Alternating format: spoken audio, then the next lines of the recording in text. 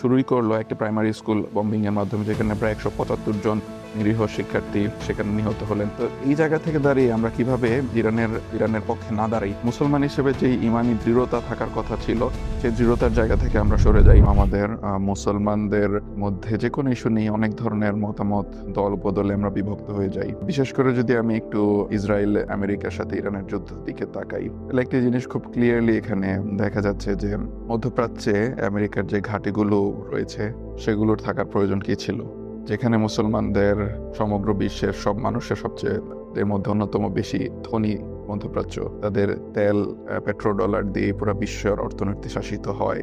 সেই জায়গা থেকে কেনই বা তারা নিজেদের একটি সেনাবাহিনী বা নিজেরা আর্মস উৎপাদন করে বা আর্মস কিনে নিজেরা নিজস্বভাবে সেনাবাহিনী দাঁড় করাতে পারছে না, বা কেনই বা তাদের আমেরিকার সাহায্য নিতে হচ্ছে, আমেরিকা কেনই বা এখানে তাদের বেস করে তাদের সেনাবাহিনী এখানে রেখে তাদের প্রোটেকশন দেওয়ার প্রতিশ্রুতি দিতে হচ্ছে।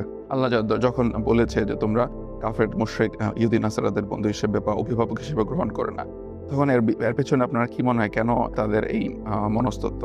কারণ তারা তাদেরকে বন্ধু হিসেবে বা অভিভাবক হিসেবে নিয়েছে, কারণ তাদের মধ্যে সেই মুসলমান হিসেবে যে দৃঢ়তা সেটি তাদের মধ্যে নেই। তারা সেই মুসলমানের যে মূল নীতি যে আমরা মৃত্যুকে ভয় পাই না, কিন্তু আমরা বিধর্মী বা যারা আল্লাহ বিরোধী তাদের সাথে আপোষ করব না, এই অবস্থান থেকে তারা সরে গিয়েছে।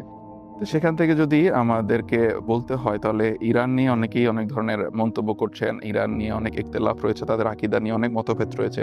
ঠিক আছে, আপনার বিশ্বাস এবং আপনার জায়গা থেকে আপনি বিভিন্ন ধরনের মতবাদে বিশ্বাস করতেই পারেন, কিন্তু একটা বিষয়ে খেয়াল করুন, এই প্রথম চাপিয়ে দেওয়া ইসরায়েল আমেরিকা যুদ্ধে যখন তারা প্রথম দিন শুরুই করলো একটি প্রাইমারি স্কুল বম্বিং এর মাধ্যমে, যেখানে প্রায় 175 জন নিরীহ শিক্ষার্থী সেখানে নিহত হলেন, নারী শিক্ষার্থী সেখানে নিহত হলেন।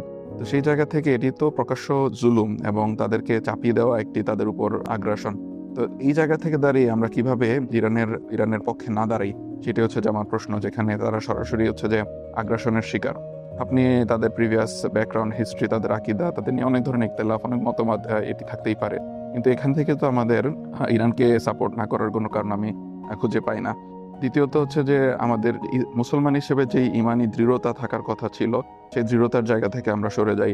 আমরা বিভিন্ন ধরনের দল বদলে বিভক্ত হয়ে যাই, এবং যে কারণে আমরা আসলে নিজেদের যে মৌলিকতা সেই মৌলিকতাটি হারিয়ে ফেলি, এবং সেখান থেকে আল্লাহ আমাদের যেভাবে গাইড করেছে সেই গাইডেন্স থেকে আমরা দূরে সরে যাই।